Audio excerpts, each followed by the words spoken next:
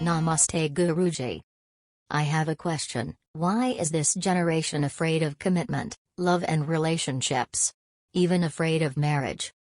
I want to understand, why are we so scared to commit, or why are we into these kinds of worldly sensual pleasures but not want to seek an actual deep relationship? This is very much needed question for the present youth.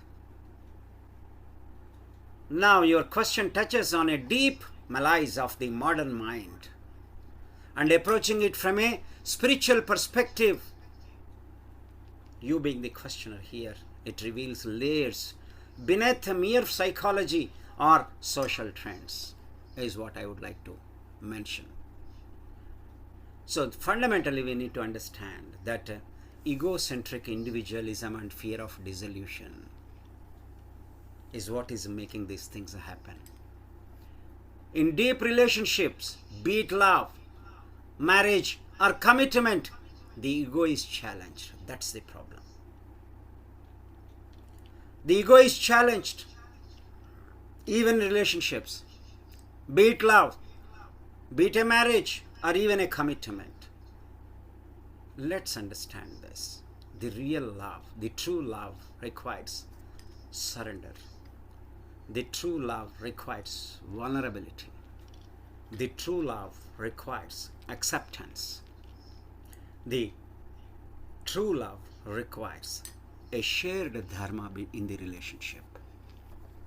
But today, the ego is inflated and fragile, fiercely guarding its independence. Commitment feels like a threat to personal freedom, not a deepening of self. Now we shall look into what is the spiritual truth. Love dissolves the false self, in essence. And the ego fears that loss more than anything. That's the problem.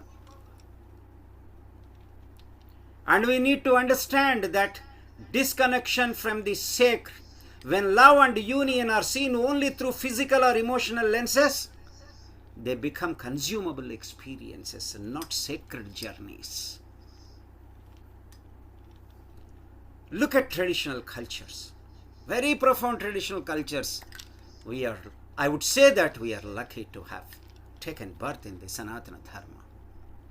As I was mentioning for the other question, that vivaha, the marriage, is a samskara. It's a transformative process, not just a continuity of living for all the whims and fancies that we think we have. It's a sacred rite aligning souls for dharmic growth. But what's happening today? The soul is forgotten. The body is glorified. Pleasure is mistaken for fulfillment.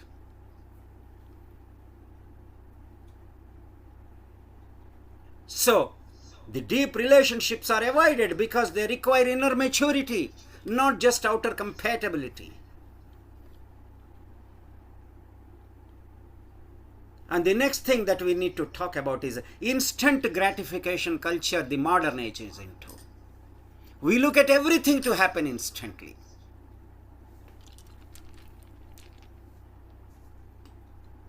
The modern generation, that is the reason the youth, you are the generations.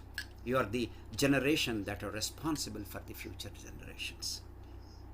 Unless you are into the truth, strongly rooted into the truth, what is that the youth, current day youth, can guide the next generations? We are looking at instant gratification. This is a big culture that has started getting developed. Thus, this modern generation has grown up with immediacy, from food to entertainment, to relationships. Now look at spiritual growth. It demands patience, tapas, austerity, and trust. Look at, as you have asked, a hookup. What does it offer? A hookup offers no vulnerability, no responsibility, a temporary thrill. But commitment asks for inner transformation. Something the restless mind resists. That is the problem. And the next thing, karmas and vasanas from the spiritual perspective.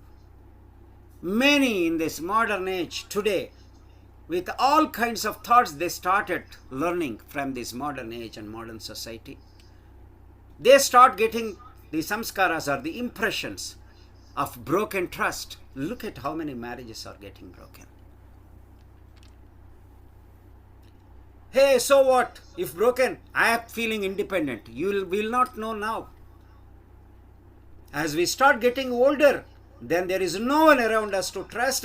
And if we think we can buy anything with our money that we have earned, you are always in the fear that somebody who you engage as an employee to pay money to serve you, someday he will break your head and take all your money. How many news that we are looking at. So many are these days are developing, these impressions, these samskaras of broken trust, heartbreak, or suppressed emotions.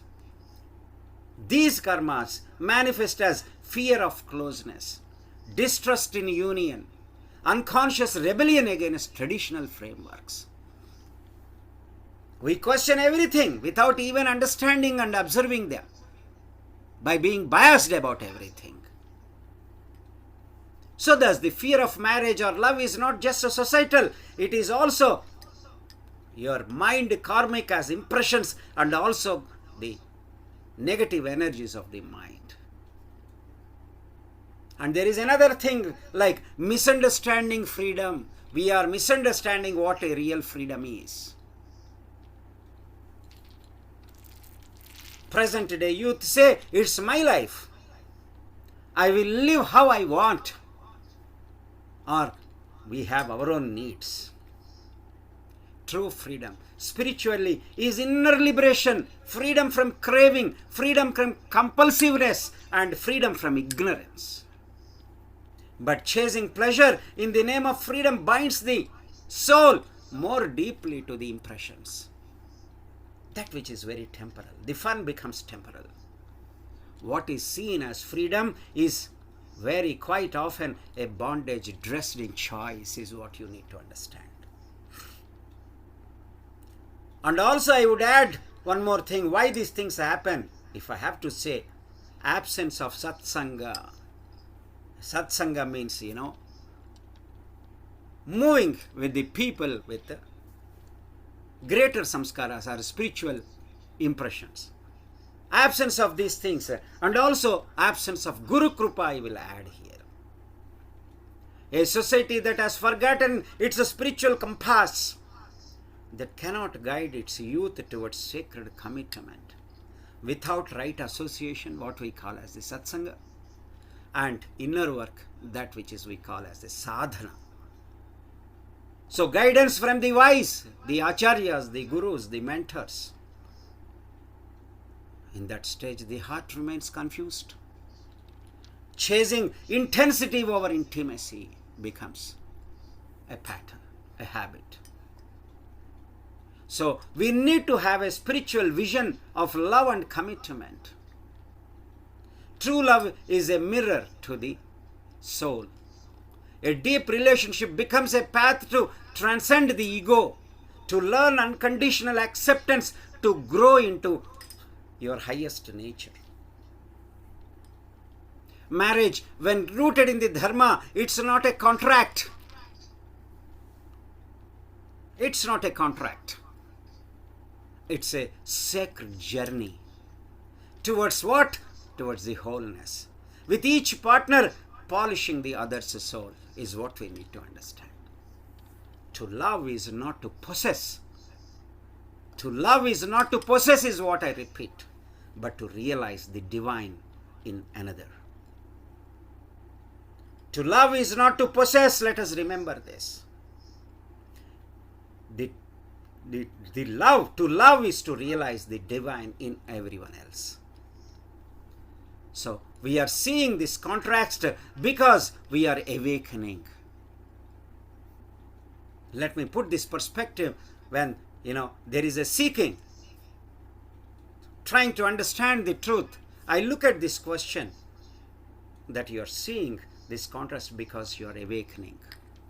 This is a wonderful That is the reason this question has arisen. And your soul is seeking the depth, not a distraction.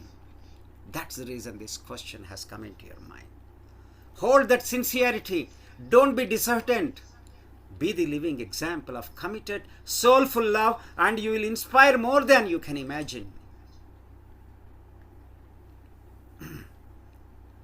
So,